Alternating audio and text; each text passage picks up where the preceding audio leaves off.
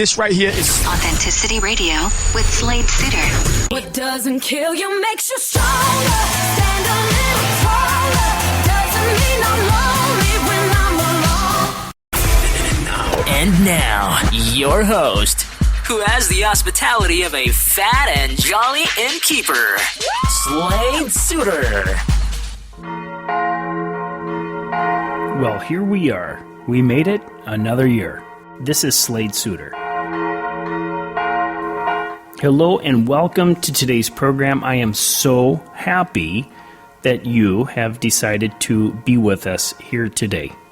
What better way to bring in the new year than to offer you an authentic message from all of our guests? As you know, I always ask my guests, what is your message to humanity? And as a special gift to you, I present all the messages of 2013 so that 2014, we can make them a reality.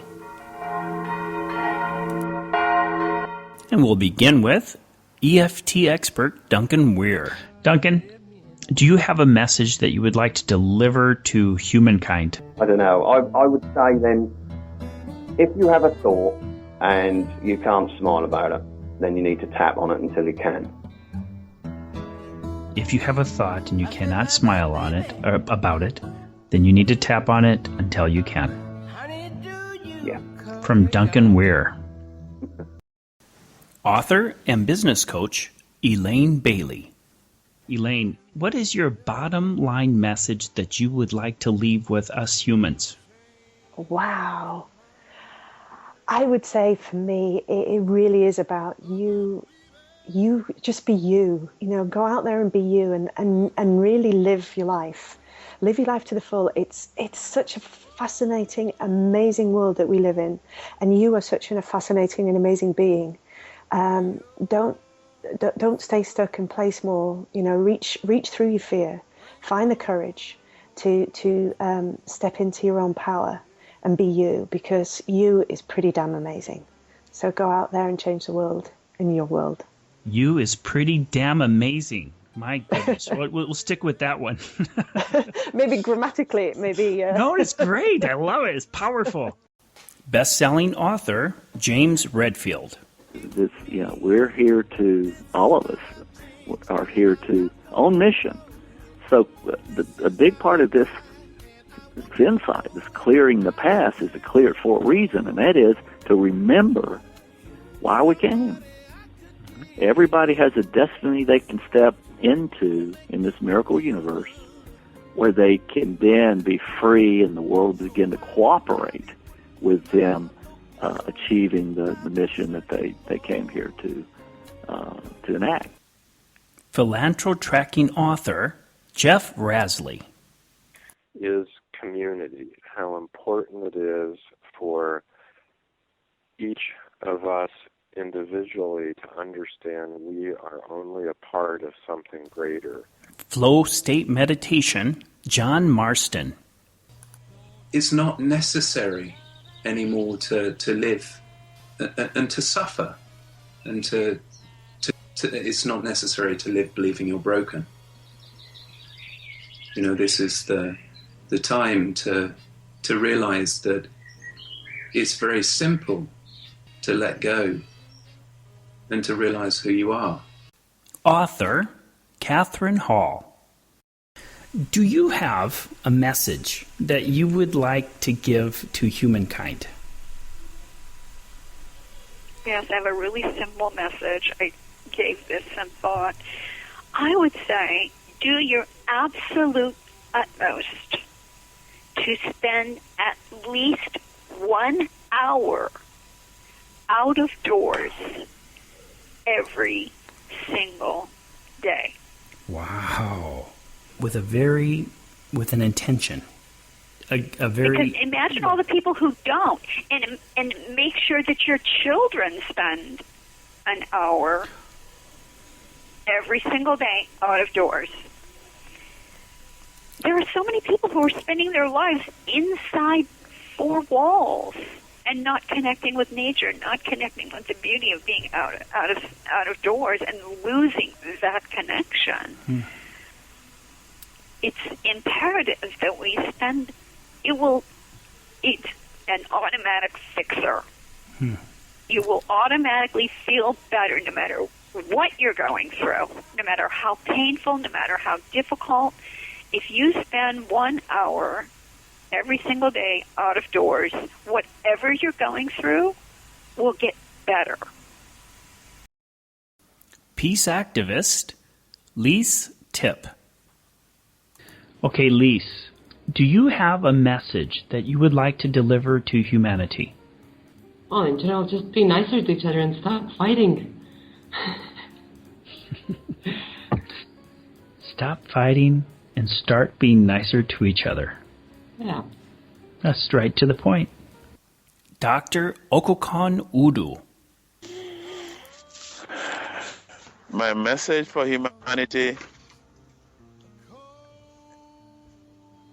is represented in the quote that I posted a couple of days ago by Martin Luther King Jr. You know, when he said, when we look at modern man, we have to face the fact that modern man suffers from a kind of poverty of the spirit, which stands in glaring contrast with a scientific and technological abundance. We've learned to fly the air as birds. We've learned to swim the seas as fish. Yet we haven't learned to walk the earth as brothers and sisters. So ultimately, it's really about healing the planet, healing ourselves, healing relationships, and creating an environment where kids do not have to die unnecessary deaths like we see often, or spend their resources in years of therapy over things that they did not cause. So let's get this right, planet Earth. Let's get this right, citizens of the world. Okay, humanity, you have it. From Okokon Udu, it is time to heal. Physician and philosopher, Patty Ishani. My message for the world should be that we are always sitting and waiting that things happen, but it is within us. And it is, as I said, we need to build our world on the ground of authenticity. Our planet has to be rebuilt, our system has to be rebuilt on being honest, true, and being noble. Authentic us as a human being. Can you imagine that world? That when the leaders of the world go and sit behind their desks and they want to sign agreement, that noble point of view be in their mind. If they want to make decision about do they make war or not, do agree or disagree, do let somebody in or send somebody out. If all these moments people focus and be authentic to their own noble authenticity, I think we will going to have beautiful world. Well, you have it, humanity. You have a choice to reclaim your nobility. Qigong expert, Priya Harlam. Do you have a message that you would like to deliver to humankind? Absolutely. Okay, go ahead. I've got a kind of, it's a bit bigger than just one. It's the first one is for everyone to be gentle with themselves. Because I think we're very hard and we judge ourselves harshly and we set very high standards for ourselves as human beings. And we're the biggest judge of ourselves. So it's like be gentle with ourselves as humans. And the second one is treat others how you wish to be treated yourself. Because if we all did that, then I think the world would be a much nicer place to live in. Writer and director of Star Trek The Next Generation, Ron Moore. So do you have a message that you would like to deliver to humanity?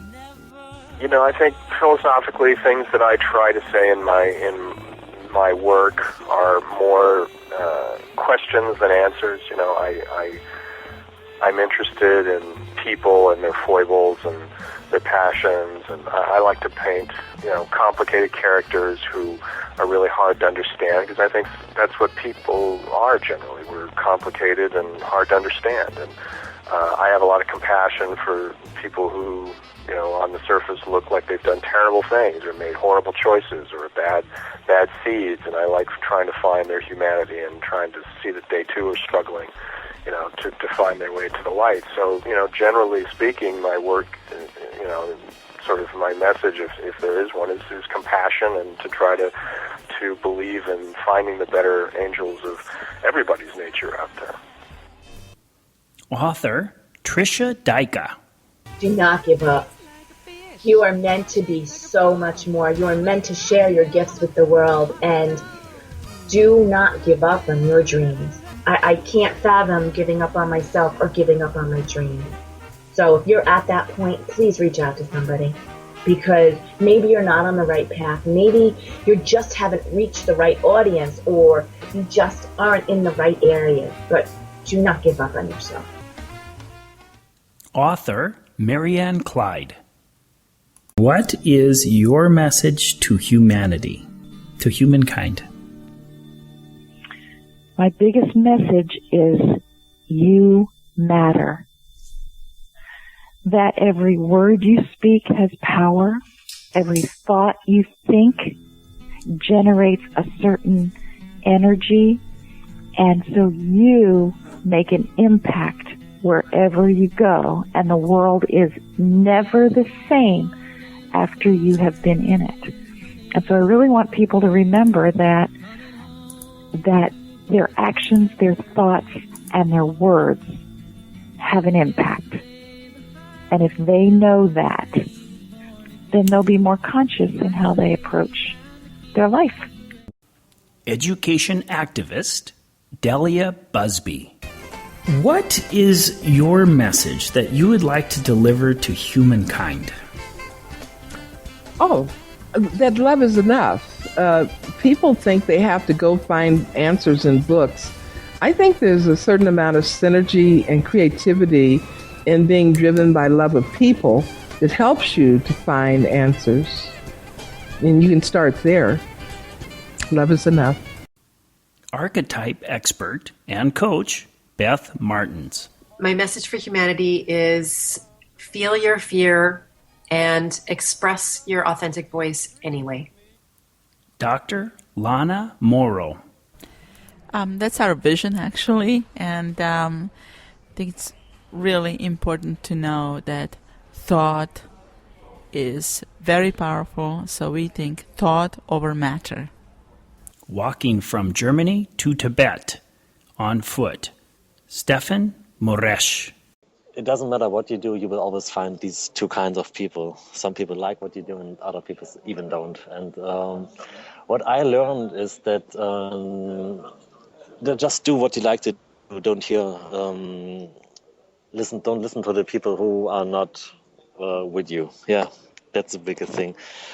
Most people never start doing what they like to do because they are afraid what other people think about them, and this holds back so many people. And yeah, this is what I learned on this journey so far.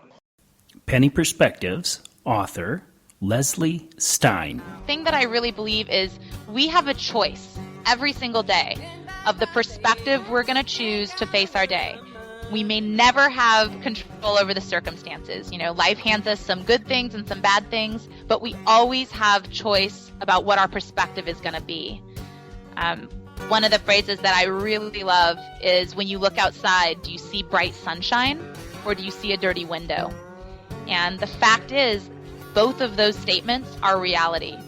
The sunshine is the reality and the dirty window is the reality. Which one do you want to choose? Choice. Yeah. Teacher, coach, and author Martin Richards. No, it's about learning from from mistakes, creating an environment where mistakes are possible. Because fear of making mistakes prevents learning. Author and philosophic practitioner, Dr. Lou Marinoff. My message is to people, I think if you really need a message, find something that you love and do that, and you'll lead a good contributive life. Feelings First Parenting author, Jane Evans. My message for humankind is we need to be our child's safe place. Bipolar and Asperger's author, Ellen Scottdale Wolf. Well, I think the most important thing is love.